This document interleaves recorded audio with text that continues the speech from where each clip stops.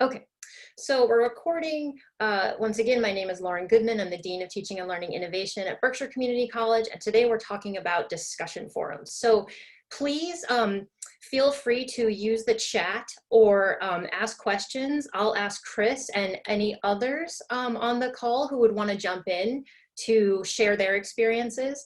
Or if I say something or share something and you have a different perspective, please jump in, because there really is no one 100% right way to do any of what we'll talk about today. So I want to start with a quick poll. So hopefully you can all see that. The first question is just, have you ever used discussion forums in Moodle?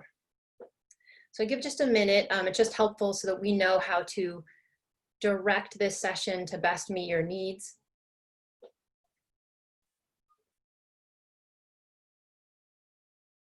I love the sort of, that's always my favorite, and I tend to myself always fall in a sort of category.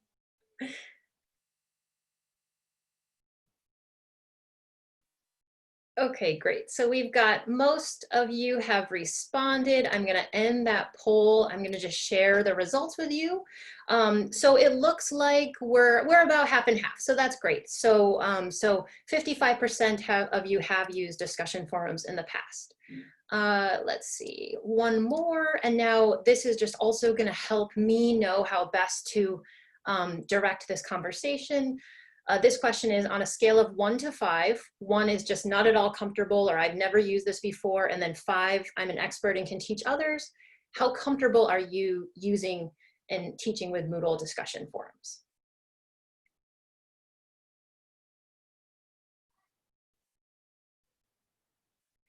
Oh, there was a question about, so I'm using a Zoom poll. And it is a great tool for synchronous classes. I love using it in this way and for these bigger workshops so that I just immediately have a sense of the crowd,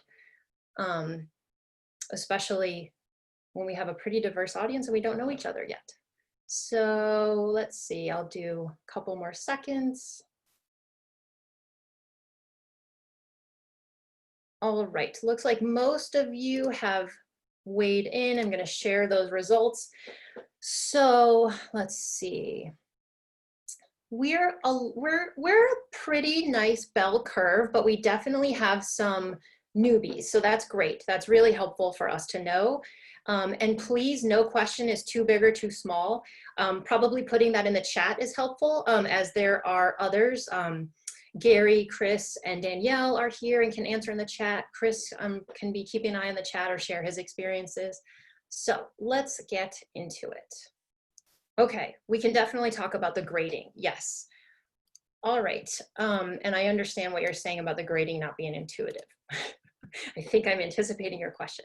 Okay, so I'm gonna launch a quick PowerPoint, which I wanna make sure, no, okay, got it.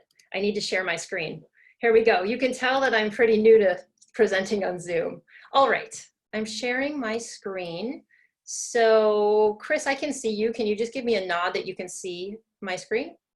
Okay, great, thank you.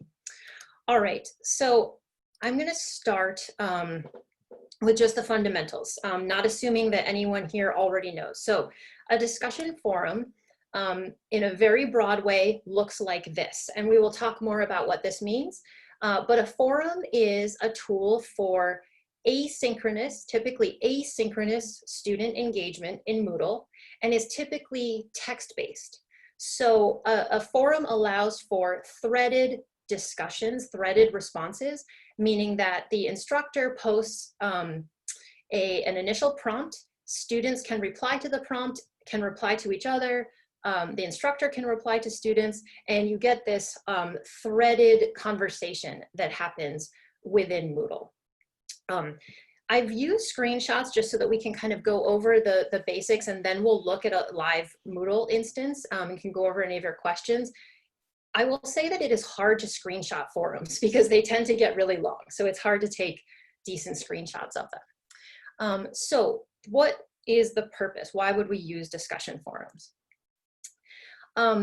Discussion forums allow for both student-to-student interaction and then also instructor-to-student interaction.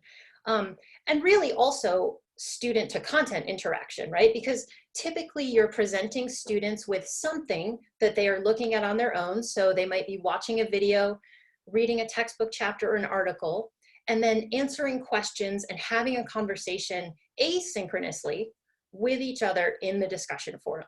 So it gives you a lot of different options for facilitating interaction. And I'll talk about some ideas and examples. I'm sure Chris and others can talk about how they've used them in their courses. I typically use discussion forums for low stakes assessment in my courses. So I really like to use forums as a way of understanding how students are understanding something. So this is relevant, I think, for fully online courses, hybrid courses, and also, quite honestly, face-to-face courses. When I teach fully face-to-face, I still use discussion forums. And what I'll typically do is I'll assign something like a reading, and then I will have a discussion forum before we meet in class. And in that discussion forum, I will ask students to discuss sort of some basic points from the reading, to share what was confusing to them or what questions they have. And I like to use that as a way to better inform what we're going to spend our time doing and talking about when we do meet synchronously. Because that synchronous time with students, and especially nowadays, is so rare and so important to maximize, that one way that I like to use forums is to let students kind of get out their initial reaction, questions, misconceptions, where then I and then other students in the class can be going in, clarifying, but then also getting better data so that we have a better synchronous class experience. So that's one way that they can be used no matter what modality you're teaching in. I also think that a great strength of discussion forums is that the instructor is able to give feedback to a student, so it can be individualized, but at the same time, this is feedback that all students can see. So this is obviously a certain type of feedback. If I ever have sort of more direct concerns or want to be more direct with students to really give them some more critical feedback, I will typically send that through email. I will say that in the comment to them when I grade their forum post. But it can also be a great opportunity in the larger space to say something to a student about what they've said, but that you know all students are going to read. So that's just something to think about when it comes to you as the instructor, your role in facilitating and participating in that forum. And it's one of the great Moodle tools for asking students to provide feedback to each other. So students can be posting things like an idea for their essay, and then other students can come in and give them feedback on that. You could use it for a really directed peer review activity, but many tools in Moodle really only allow for student to instructor contact, right? So for example, the assignment tool or a Moodle quiz, that is a private communication between the instructor and the student. Whereas discussion forums, I love because it's public, right? Public within the class. Students are able to see each other's work and collaborate in that space. And then finally, I think that forums are also a unique tool for something that is a little bit more just kind of purely social. I don't think that it's personally, I don't think it's my job to facilitate too much socializing with my students, but at the same time, we need to have a social aspect. Learning is social. And so it can be a good way to have an ungraded discussion forum where students can come in, they could ask questions about the class, ask questions about an assignment. Some people will also have just a kind of class cafe forum, which is just open for students to come in, make announcements for other students, talk about things that aren't directly related to the questions you're asking them in the course, but that's of course all up to you. So for me, those are the sort of fundamental reasons why you might use discussion forums, with a lot of other situations falling within that. Chris, do you have anything that you want to add to that? Yeah, sure. I was just actually, sorry, I was in the middle of typing something in the chat. Somebody had asked about behavior issues in forums. Mm-hmm. So maybe I'll just quickly answer that here. And I think it's a great question. And I would just say that it's, the same way you would in your classroom. You just want to set a bunch of very clear expectations up front so that all the students know what the etiquette is expected. And I haven't had a problem with that. So yeah, no, the only thing I would kind of add to what you were just saying is it's not, when you were talking about how students, the feedback that all students can see, I think it's a kind of a twist on that is that I have found it incredibly helpful when students want to email me with questions about sort of just little general things in the course that might be something everyone should see. Having a general open forum for the whole course has enabled it. What happens is one student asks the question at 11 p.m. Another student answers it at 1 a.m. when I'm sleeping. And then the next day I just get in and say, oh, great question and great answer, you know, and then everyone sees it at the same time. So it's very good for that kind of thing. Yes. And I'm just pulling up the chat also and seeing, and so I thank you to those of you who are answering in the chat.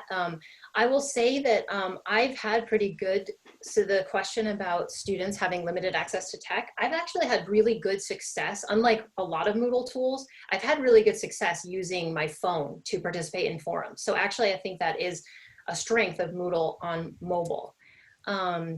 There's some basic questions. I think that the question, I think we'll hold this one, but we will make sure to address it because this is very common. So students often wait until the day before class to post in the forum. So we'll definitely talk about that. And I know that Chris has specific feelings about that as well and solutions. And then, okay, we talked about social. And also the point about if forums are ungraded, students won't participate. I definitely want to talk about that. And we'll talk about grading forums and criteria and expectations for student participation in them. So types of discussion forums in Moodle, I want to start here. So there are a few fundamental forum types. And at BCC, we're on Moodle version 3.8. So just know that as I'm showing you anything or you're seeing any examples. So the default that we have for our forums is standard forum for general use. That's a forum type in Moodle. And with this forum type, students post discussion topics. And then within these topics, a threaded discussion can occur. So the instructor prompt is up top, and then students post their own topic thread where they give it a title. And we can look at that live, but you'll see that this is going to be different from some of the other forum types. So it will appear in a list where you can then click on the student's post to get into the threaded discussion. So a few more clicks, but allows for some different type of organization. And I think that Chris is a user of this forum type. Yes. Hey, Lauren. Yep. I just wanted to let you know, we've had a couple people talk about the text being too small on and I think the point is not to read the actual text on these, but maybe can you just talk a little bit about the overall view that that's just come up a couple of times. Okay. I got totally lost completely. Okay. I couldn't read the words and then it went too. Okay, so let me, instead of using the screenshots on the slide, I'll pull up Moodle and we can look at it there, but just know that the text doesn't matter. Most of the text in here just is lorem ipsum. It's just so you see where it's just a placeholder. So no need to read the text. What I want to point you to is the overall structure of what the forum looks like. So I have examples of each type. So I'll click into it through here and I'll even, let's see, I'll zoom in and hopefully that'll help. Okay, so in a single, let me show you the same one I was showing you before. Then we'll go back to the standard forum. Okay, so standard forum for general use. So up here at the top, this is the instructor's space to post the prompt, right? This is where you'll ask questions. You can use images, you can have hyperlinks there. So this is all just me as the instructor giving the students what their prompt is, what their task is, and then what their criteria is, how they'll be evaluated in that forum. So this is just really a text box for me to tell students what I expect of them and what I want them to do in this discussion forum. In the standard forum for general use, here is where we have the student responses. So this is where the students are participating. So test student 3 posted their response here, test student 2 posted here. When I click into that, I can then see the student's response to the prompt, and then you can have a threaded discussion. So here's the initial student's response, and here's a reply from another student to that post. So that's what a standard forum for general use looks like. The next one I'll talk about, I think the two that I'm talking about first are the most popular, is the single simple discussion forum. So a single simple discussion, there's some elements that are very much the same. For example, up here at the top where you write your prompt in and you ask your question and you tell students how they'll be graded, that's just a text box and that remains the same. So we have our prompt up at the top. I included this example because if your students are very new to forums, it can be helpful to include instructions right in your prompt for them. And then you have students who reply to that prompt in a threaded manner. So that means that demo student posted their reply, I as the instructor replied to them, test student 3 replied to me, and test student 1 replied again to the prompt. So you'll get a pretty long page with this forum type because all of the responses are going to be on this one page. And what I mean by threaded is that they are indented. So when someone is replying to someone else, it's indented beneath their post. I included this. One thing that you'll find with this forum type is that sometimes students will become confused about what to reply to. So students should be replying usually to the instructor's initial post when they kind of do their first response. But sometimes they will reply to each other. Usually I think it's pretty easy to figure that out, but it is something to be aware of. It's a really common thing that happens when you're using a single simple discussion. So that's the single simple discussion type. The other popular, useful, and interesting forum type is called a Moodle Q&A forum. So this forum type means that in order for a student to see everyone else's posts, they must first post their own. And I'm sure that you can already think about why that could be useful. You know, if you're asking a question where you really want students to sort of have their own idea first, or take a first crack at a problem, and then later see how other students approached or answered a problem or what their responses are, then a Q&A forum is a good choice. So in this example Q&A forum, when one difference here, when you have a Q&A forum, in your forum description, so right, this section at the top, that should have your forum directions, but your actual question to your students needs to be a post because the students need to have a post to reply to. So that's just, you know, put a little pin in that, follow up with your, you know, instructional design and Moodle folks at your institution, but just remember that in a Q&A forum, the instructor has to write an actual post. I have a student account also signed in, and this student has not yet participated in this Q&A forum. So I'm just showing you right now, I'm in my student account. I'm clicking on the instructor's question in the forum, and you'll see that you get this message in pink. This is a question and answer forum. In order to see other responses to these questions, you must first post your answer. And what's interesting is that I can see that students have posted. I just cannot see what they've written yet because I have not yet, as a student, I have not yet posted. So those are the three sort of main forum types that are different. There are two other forum types that I'll show you very quickly, but they're more or less the same as others that we've seen. So a standard forum displayed in a blog-like format. Again, you have your space for your description up here, which is where I write my prompts to the students. And then here you have students post their topics. They add a new topic. And it displays, this one was too long, sorry about that. I put Beyonce lyrics in there to try to do something different than Lauren Ipsum. And so here, each of these posts also becomes a thread, but you see the text on the page as opposed to standard forum for general use, where you see just the list of the titles of threads.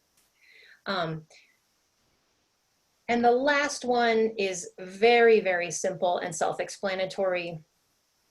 The last one is called Each Person Posts One Discussion. And just like its name, in this forum type, each student is allowed to post and start one discussion topic. So I know that was a lot, and there is no real need to know exactly what every single forum type does. I'll show you a nice trick, which is that in forum. Can I ask you to interrupt for a second? Yeah, please. What is this last forum is called again? This last forum is called Each Person Posts One Discussion. Okay, Yep. thank you. Yep. And a nice trick, because you know, we just talked through an overview of each of the forum types, but I know that's overwhelming.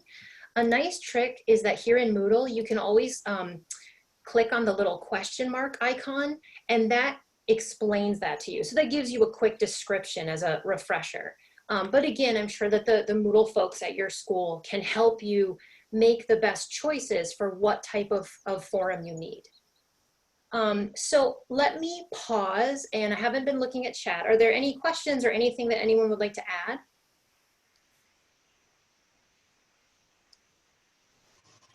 Hey, Lauren. The beginnings of when you said you posted and what your qualifications were and how you graded and all of that, and even how to get through this availability date.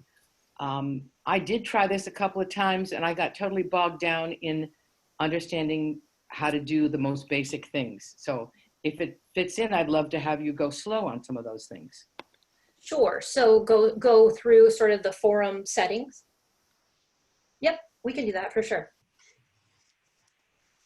Chris, did you have a thought?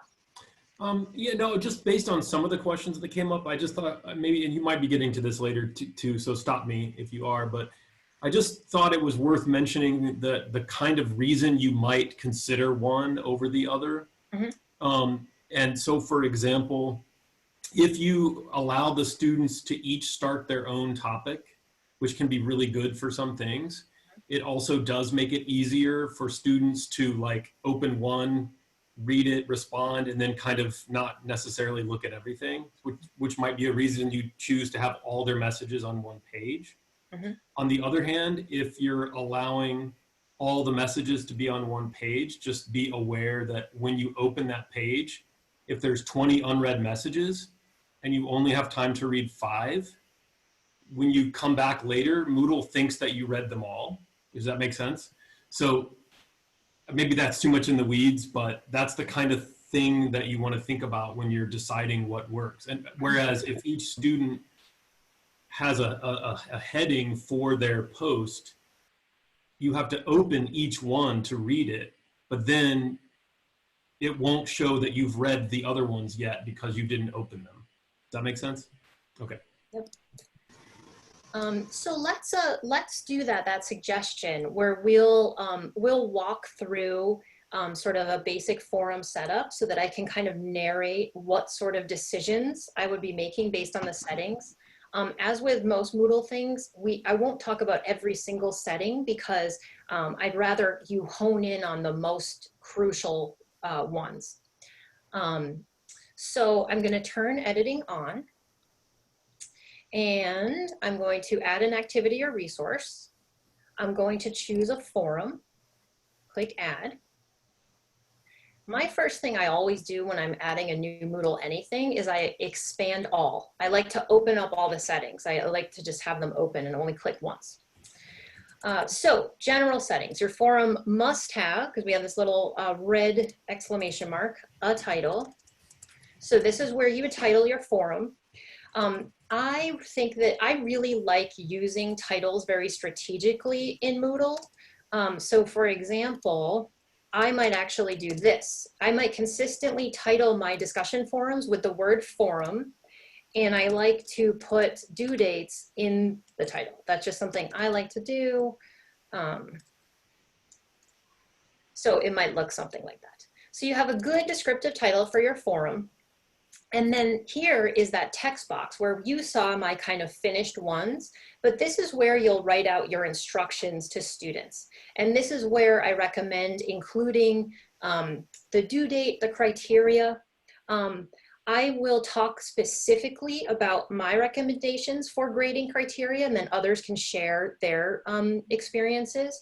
I'll talk about that next. So, but for now, just know that that would live, that's a good place for this to live here. The prompt, so the question that students reply to, and then also any expectations you have for them in this forum can live in this space.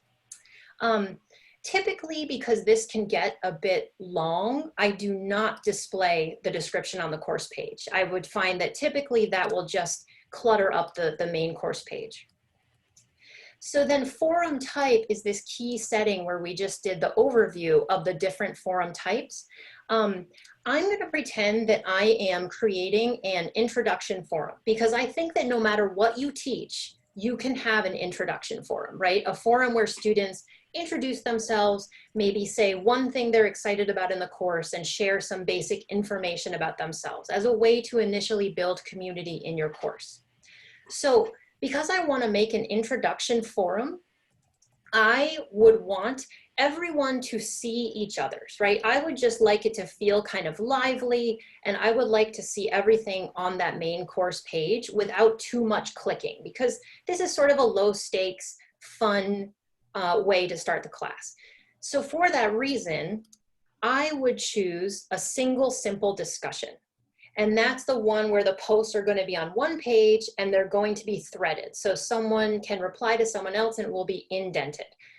I would make that choice because in other forum types, students would have to click more to get into them. But I think for an introduction forum, it's appropriate for it all to be on one page. Again, you would make your own decision. There is no right or wrong answer here, but that's what I would choose, and that's why I would choose a single simple discussion. In this availability section, you can choose a due date and then a cutoff date. So the cutoff date for the forum is the date by which students then cannot participate. I will tell you that in my own teaching, I do not use a cutoff date.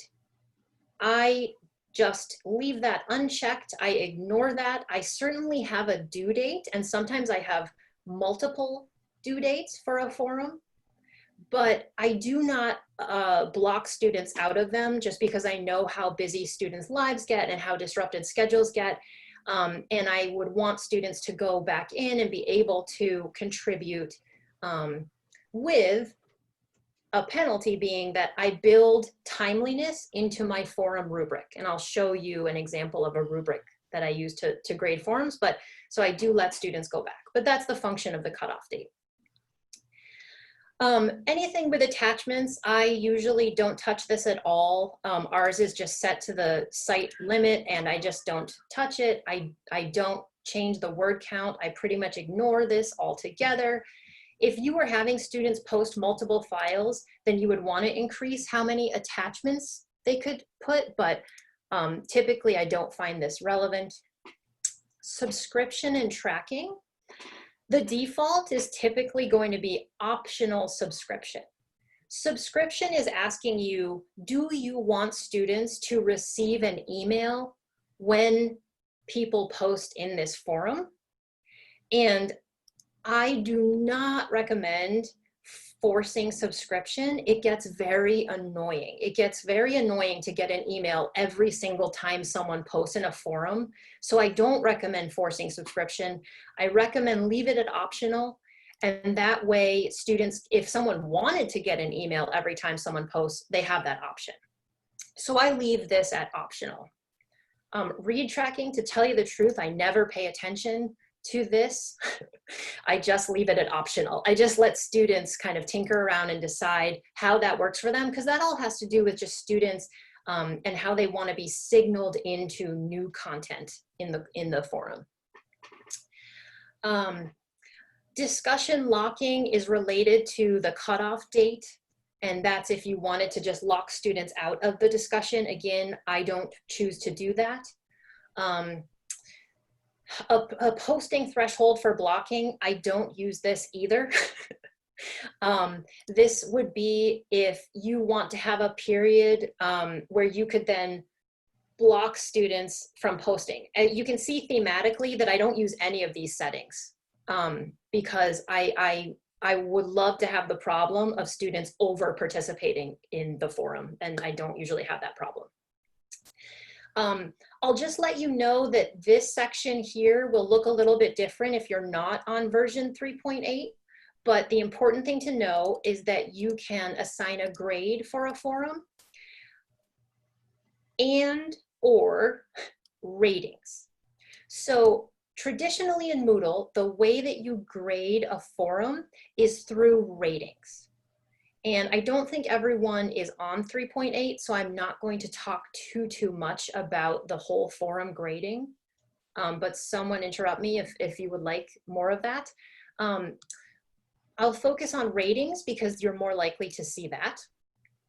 So with your ratings, you are asked about the aggregate type.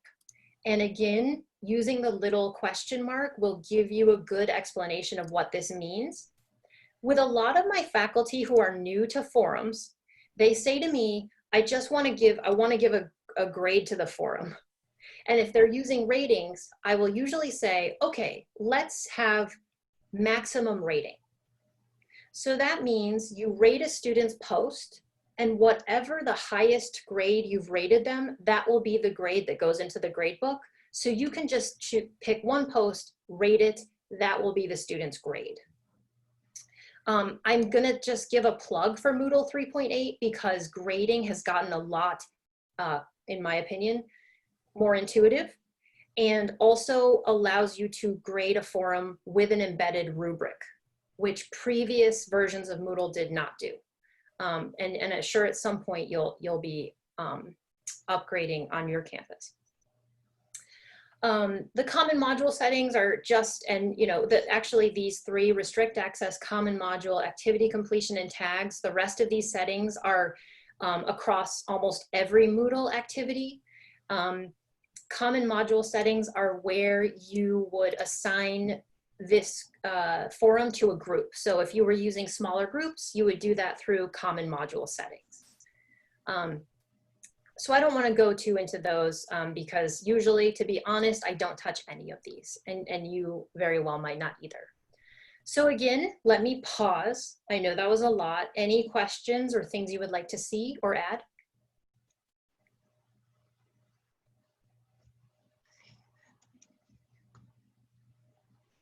Okay, so, and again, stop me, interrupt me. So let's, because I'm getting the feeling that people really want to hear a little bit more about sort of the practical side, I'm going to, just while we were on the topic, I'm gonna just jump to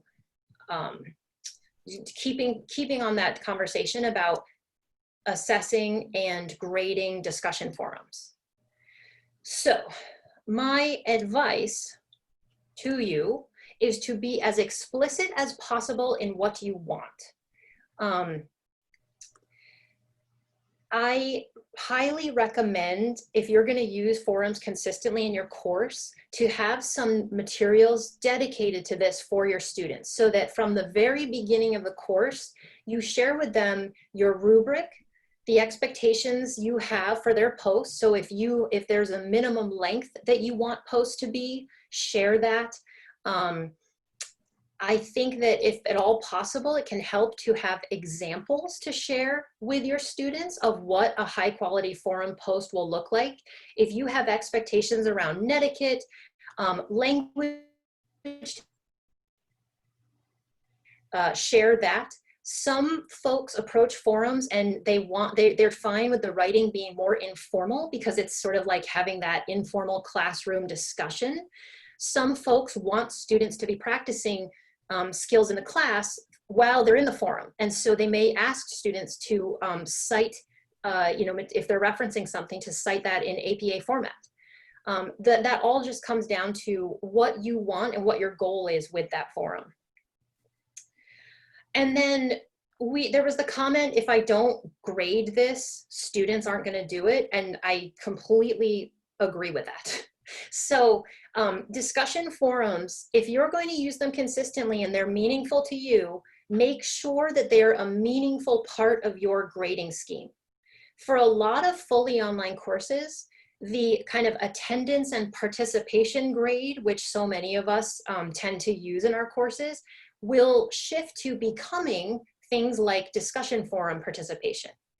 In the courses I teach, we do a lot of discussing to practice writing skills and practice critical thinking skills. So forum participation is 35% of the students' overall grade. And we have one forum a week. For a 16-week course, I would have one forum required each week. So in addition to that, if you want interaction in the forum, I recommend requiring it so that your discussion forum expectations would look something like post your own response, right? So you have your unique response and reply to at least one classmate. You'll notice that in the language I've given you here, this is a staggered due date. Post your own response by April 3rd. Reply to at least one classmate by April 5th. This is the approach that I take to address. So there was the comment about everyone posts right at the due date at the last minute. Yes, that 100% happens. In the classes I take for my PhD program, I'm that person. I'm doing that all the time. So I appreciate a staggered due date because you can then go back and see students' responses and then reply to your classmates. That's why I choose to use these staggered due dates for forums. I also have consistent due dates, which I would recommend to anyone, but especially in a fully online course.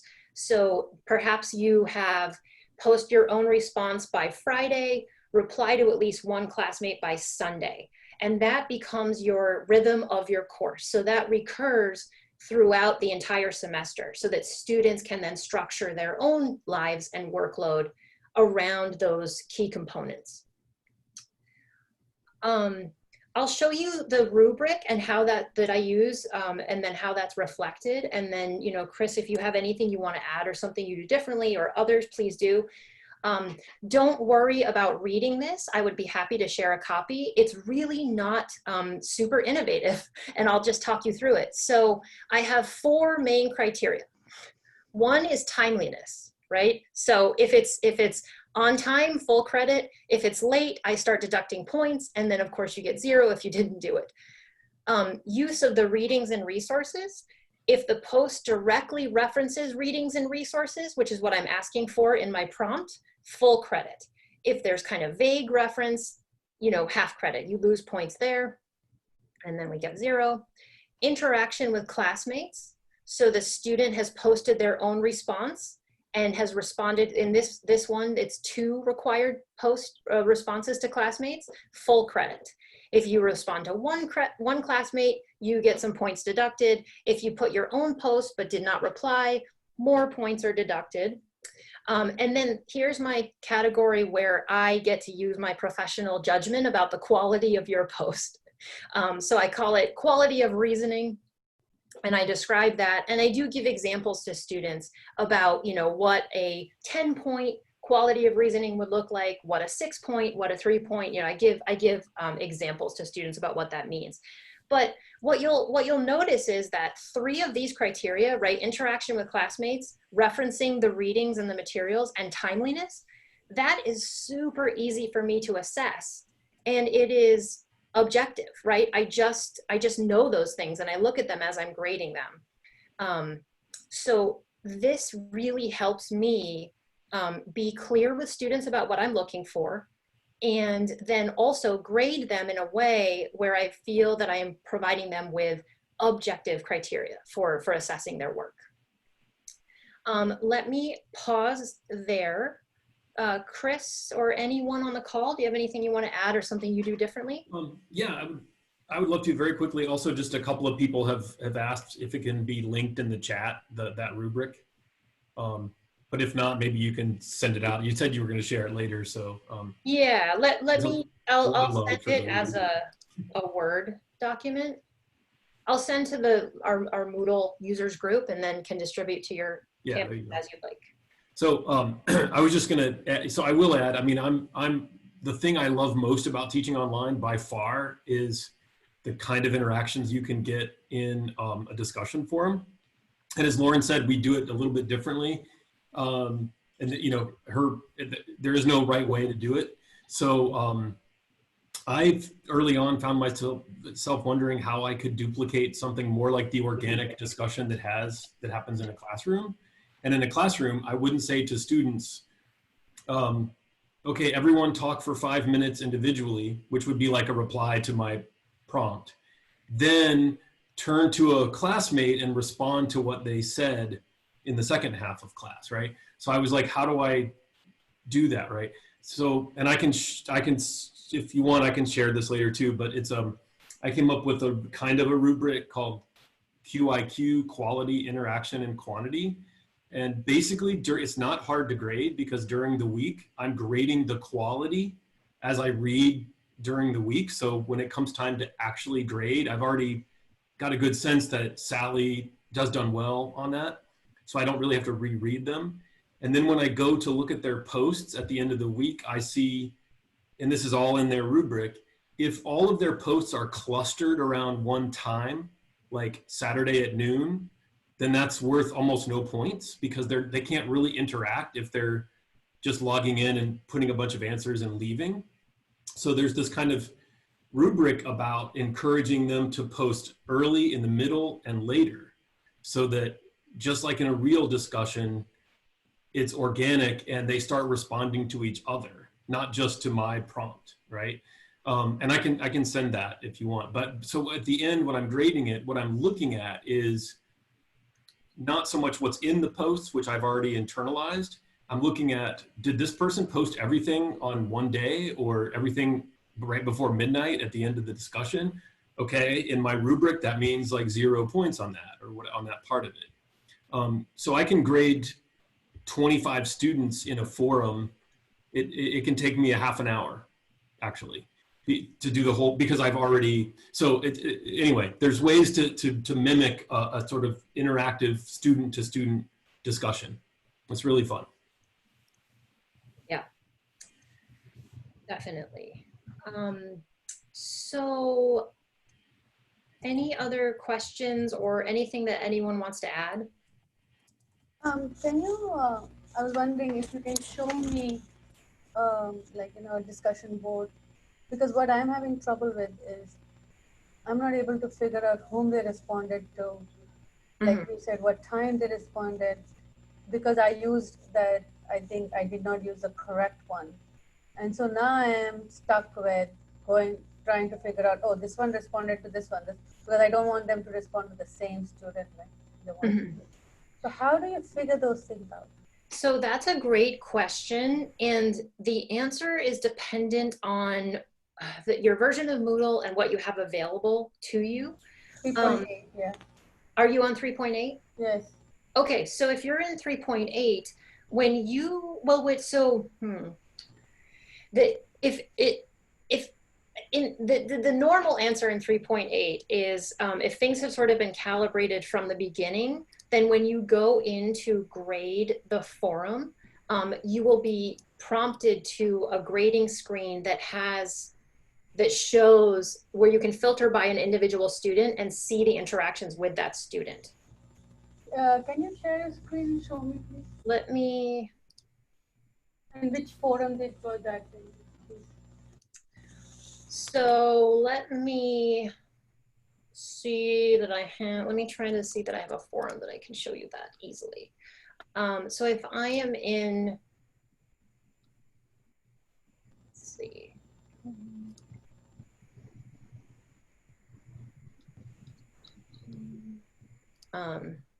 My forum examples. So in this forum, do you see this grade users button?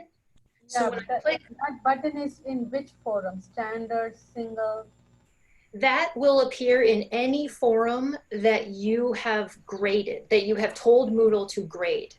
So what you would want to check in your settings, so you would want to open up your forum settings and then use whole forum grading and make sure that this is set to either scale or point, and then you will see that grade button.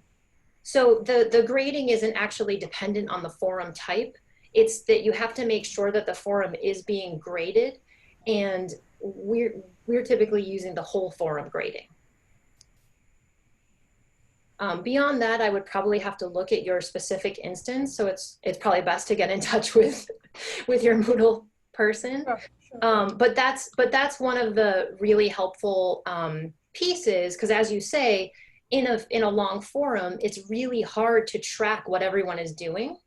And it looks like, and Chris came right up here. So in this forum, I can look at each interaction that this user, so it's set right now, it's filtering to Chris as the user. I can see each interaction that Chris had in that forum, and then can grade with a rubric and provide feedback and input a grade right there. So this is a nice feature. Others of you may have access to the open grader, but I don't want to confuse too much, because that'll depend on your instance of Moodle. So get in touch with the folks on your campus. Sure. The last sort of, these are common questions that we get. So I do want to make sure we incorporate a little bit more of the teaching strategy. So with your forum questions, the questions you ask are really crucial in the responses that you'll get. So these are sort of our greatest tips. Make sure you're asking things that you actually care about, that are actual questions. Just like in the classroom, you want to ask questions that really do inspire curiosity, or for students to be doing critical thinking. That's the best use of a forum. If you have questions that are more around knowledge recall, then you might want to just use a quiz, a Moodle quiz, right? Because you're not really maximizing sort of the capabilities of the forum. Good forum questions tend to be open-ended, because again, there's other tools for students to answer kind of closed, questions that have specific answers. I have another, I didn't make this resource, but I have a resource about asking good, discussion forum questions that I can also share with the group to distribute to your own campuses. But thinking about the question type speaks to the type of sort of critical thinking, or the type of thinking that students are being asked to do. So really consider how you're asking those questions. I believe that it's important to model the type of responses you want to see. When I scrolled through examples, you noticed that the forum prompts that I tend to write are pretty long. That may not be your style, but I think that the more that I can show students the type of engagement and response I want, the better, the more likely I am to get that back from them. I often will ask several questions, and I will explicitly say, you do not need to respond to all of these, but choose two, but I like to give sort of student choice within those questions. When we talked about require students reply to each other, think about also giving them a prompt for that reply. So have students ask questions of each other, have students, tell them you need to build on someone else's responses by doing this. Be as explicit as possible. And I explicitly say in my syllabus that, a reply to a forum post should not be, great answer. Like that doesn't count, right? It's not helpful. Think about using smaller groups, because even from me scrolling through my test forums, you could probably tell that they can get overwhelming pretty quickly. And you can use the groups tool in Moodle to have students have smaller group discussions with each other. And you can kind of go between having some bigger group discussions, some smaller. I have seen faculty very successfully have a structured debate in a forum where the students are assigned specific positions that they have to defend, and sometimes having them have those specifics help them to be more critical of each other and of each other's arguments, because it doesn't feel sort of personal. I have seen very successful role play discussions. So where students have to sort of assume the role of a historical figure or whatever it is that relates to your class and defend something from that point of view. I saw a great environmental science discussion where some of the students were developers, some of the students were environmental advocates. There was a whole, kind of case study, and then they all had to write what they thought from their role. And I thought that was really, really brilliant. And the students were really into it. And it also kind of protected the students from feeling like it was their own opinion that they had to defend. I love to ask students to go, when we're talking about something like the rhetorical triangle in composition, which is, can be a little bit boring or sound like this big term.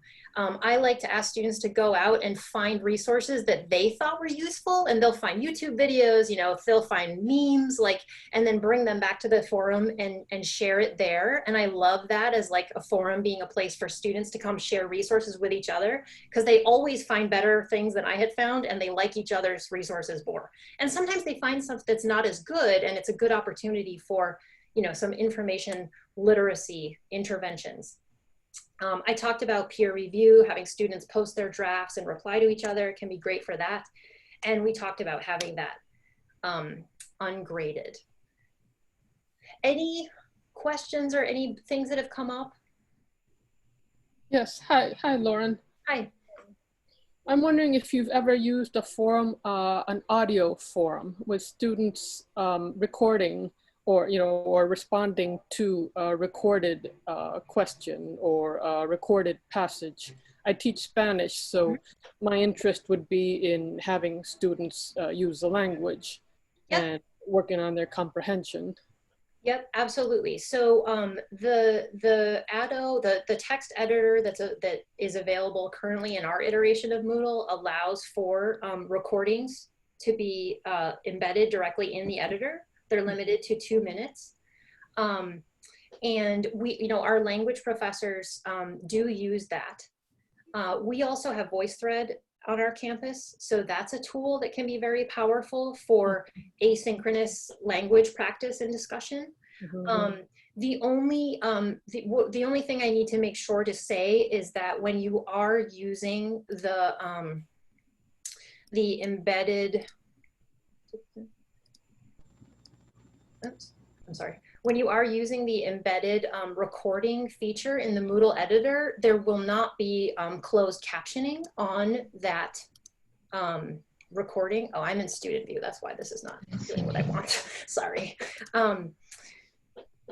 So you as the instructor should just make sure you keep that in mind, that you would want to provide us transcript, that students should really be providing transcripts, but that I know can, get complicated. And so you just want to consider that yes, that is an important tool and can be really powerful, but it does not allow for closed captioning within Moodle.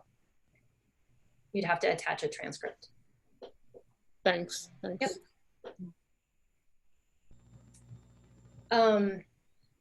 The final piece that I want to make sure that I say to all of you, there's a lot more we could even be talking about, but is that it's really important for the instructor to participate often, especially in the beginning, right? In the beginning, when students are posting their introductions, you do want to sort of be in there and you want to be participating. You don't want to be participating too much. Like you don't want it to become weird, kind of find that balance, just like you would in the face-to-face classroom, because your voice as the instructor will always sort of feel the loudest to students. I have a colleague has this interesting document that she shares with her students, and don't worry about reading what's here, where she explains to them how they should interpret her participation in the forum. So she explicitly tells them, I will be participating in the forum do not read anything into who I respond to. I generally make my comments in places where I think I can move the discussion forward. So she really explicitly says to students, and this is her experience over the years of just having students feel like, oh, you responded to that person's, but not mine. You know, you do want to make sure that you are being equitable in your responses, of course, and giving equal attention to students. But I like that strategy that she uses of just explicitly telling students how to interpret what she does in her forum participation. So we're at 12:58. I know that was a lot. We have the recording, and if there were requests for a follow-up, we could certainly do that. And then I know that some materials came up, so I will make sure to post those and share those with the Moodle group. The recording will be sent from your Moodle person on your campus who's part of our Moodle users group. So they will be able to make those available to you. If you have any follow-up questions, we are very open to it.